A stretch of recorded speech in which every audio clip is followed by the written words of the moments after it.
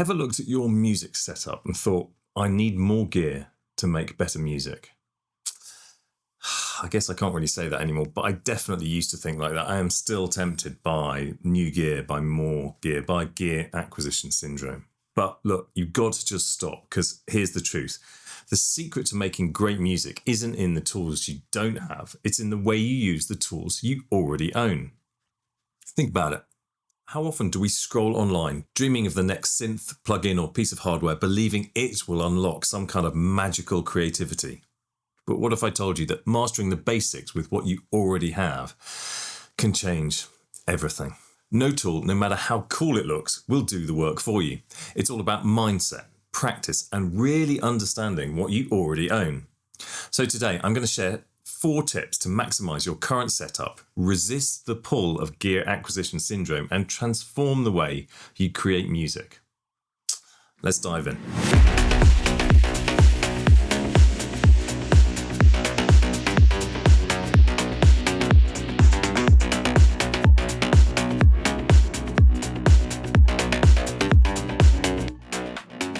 Let's start with this. How well do you actually know your DAW or your hardware? When you're in the middle of a creative session and you hit a roadblock because you don't know how to use your gear, it's so frustrating. That lack of fluency can kill your flow, leaving you staring at a screen instead of making music. Now imagine how much momentum you lose when you're kind of constantly pausing to look up online how to automate a parameter, or how the compressor works, or how to set up routing. It's so frustrating. And it's not just about wasted time, it's the emotional drain of breaking out of that creative zone. This frustration adds up and can make you question your abilities, even when it's just a matter of familiarity. So the way out is to dedicate 15 minutes a day to exploring one feature or one tool in your current setup. Set a timer and go deep.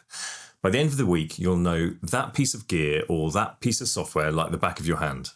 So I've got here my latest track that's currently out on Spotify, and my relatively new MIDI keyboard. Now, I've had a MIDI keyboard for a while. I like to use keys to input sounds. Oh, hold on, I'm going to have to put on my headphones here. I like to use the keyboard to input sounds, but this is probably a few weeks old, and actually, look, I still have the manual here. I actually old school, so I like to print it out.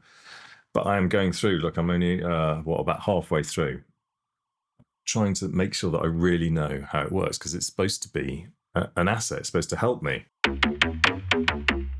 So I know that I can select the channel here, and then it should automatically just play. Even the drums, so the snare on the C, and pitching them up, the hats. But then even if I go back to the bass here, it can even control. Yeah, if you look on the bottom of the screen, I hope that's on, you can even control some of the macros within. This is Serum.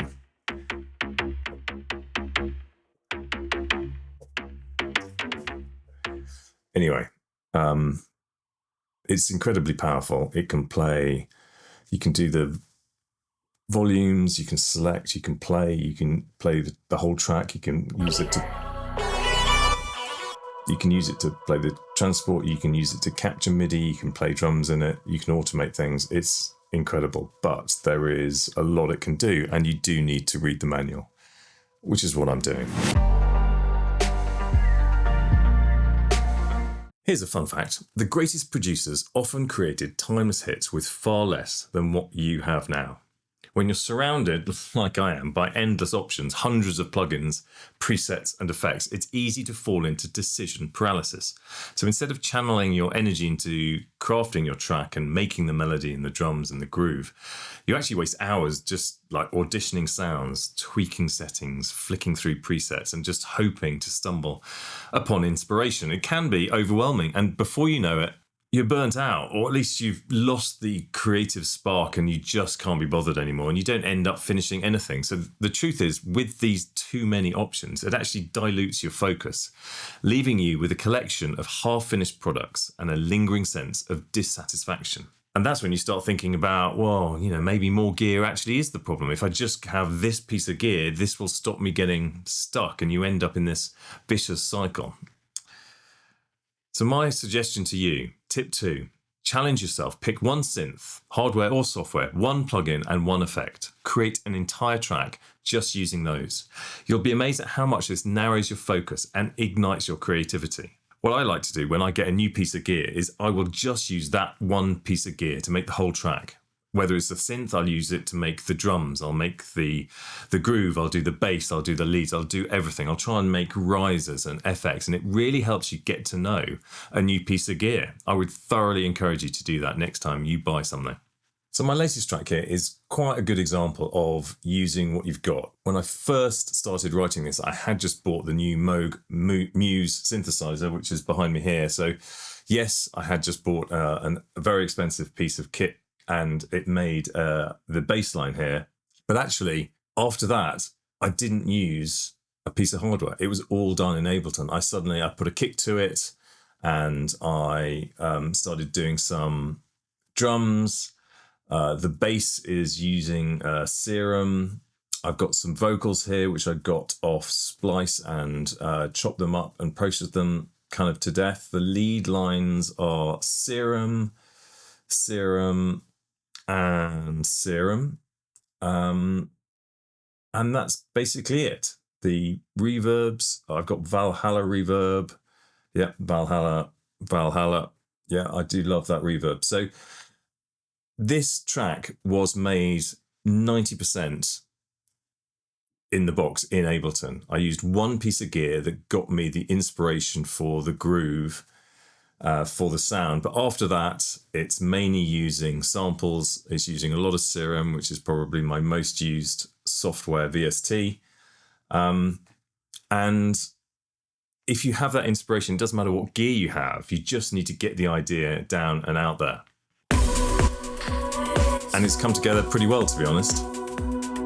I'm pretty pleased with it. And,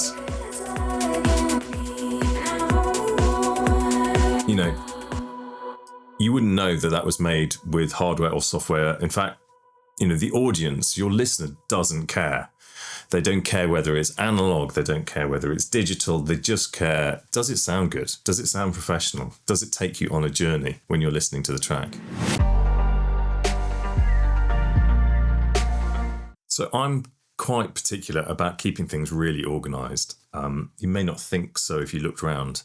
So picture this, you sit down to make music, ready to dive into a creative flow, but instead you're hunting for cables. You're sifting through messy presets, or you're figuring out why your MIDI controller isn't working. Now the excitement you felt quickly fades away, replaced by irritation and a sense of wasted time. And it's not just about physical clutter. A disorganized digital setup can be just as frustrating. You can't find that drum kit which you really liked, which you used 6 months ago, or the project template that you need just isn't there. It's gone. And every disruption makes it harder to get back into the rhythm, into the groove of making music. And this kind of chaos drains your creativity. So I find the key to getting over this one is to spend an afternoon organizing your workspace. Label cables, organize presets into folders, set up templates in your DAW. The time you save can then be reinvested into creating in the future. This is my labeling machine. All these cables here are labeled, printed out, and I know exactly where they are. I know exactly what they go to. And when you're on all fours crawling around underneath the desk trying to find out why you don't have any sound, this thing can save you hours.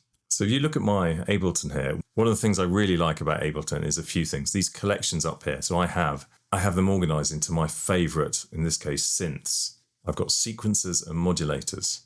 I have EQs and filters, compressors and limiters. I have things that work on Move. I have FX and utilities. And each one isn't very long, you'll notice. There's like 10, maybe 15 things. These are things I use all the time. These are things I know about, and I can go there quickly. As well as that, on my hard drive, I have added some folders here. So if I can immediately go to my favorite FX, and I've got all my transition FX, I've got various MIDI packs that I've bought over the years that I tend not to use too much these days, and my samples. So I have a lot of drums and samples from Mars, a lot of drums, but they're all here ready to go. If I've bought sample packs, they are all here as well. And my own samples, I've done a bit of a better job of actually organising them into drum hits, bass, etc. All of that is great. One of the good things these days, though, if we go back to all, is that the new Ableton Live 12 really helps you search things. And it even helps you search not just Ableton stock plugins, but also your own samples. So if I wanted to find a one shot, a clap, you just select them up here, and down here you have all of your claps and all of the claps that are within the Ableton packs.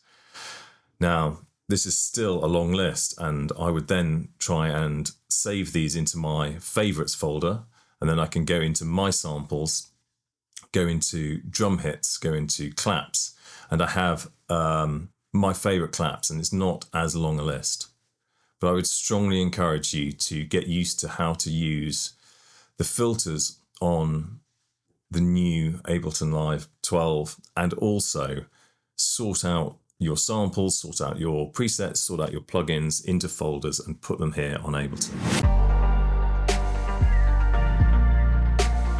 Ever think, if only I had that new synth, I'd sound professional? Well, let me tell you a secret. High-end tools are totally meaningless if you don't understand the basics.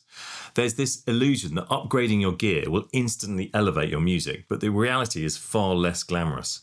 Without a solid foundation, advanced tools can feel overwhelming. You just don't know where to start. You don't know how to use them. Frankly, sometimes they can even be useless. You buy this new bit of gear, this new synth, only to spend days trying to figure out how to use it.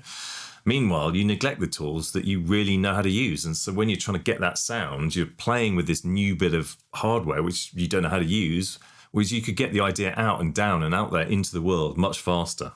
And this can make you feel, I think, like you're constantly chasing something just out of reach, and it leads to frustration and even self-doubt. Are you actually any good at doing this? Are you any good at making music? So the more you rely on external upgrades, if you will, rather than internal growth, the further you stray from mastering your craft. Now, I think the answer, and tip 4 here, is to start by mastering the stock plugins in your DAW of choice. Learn the EQ, the compressor, the reverb. These are tools you already have and you will use on every single track.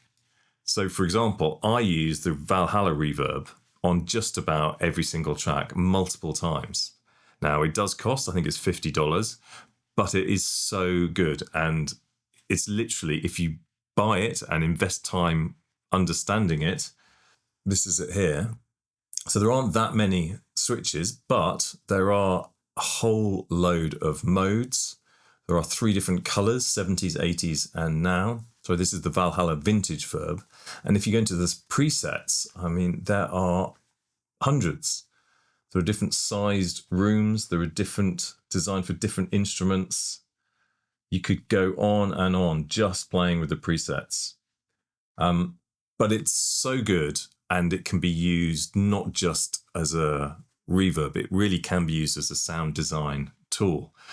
That spending the time getting to know something like this, or even the stock Ableton reverb, is really time well spent. So here's the big takeaway. Making great music isn't about the tools you wish you had. It's about falling in love with the process, experimenting with what's right there in front of you, and sharpening your skills every day. And once you embrace this mindset, you'll realize that the only limit to your creativity is you. Well, hopefully that was interesting and hopefully even inspiring. And why don't you check out this next video that YouTube thinks you'll like? YouTube's pretty smart. Let's take your tracks to the next level. Thanks for watching. See you next time.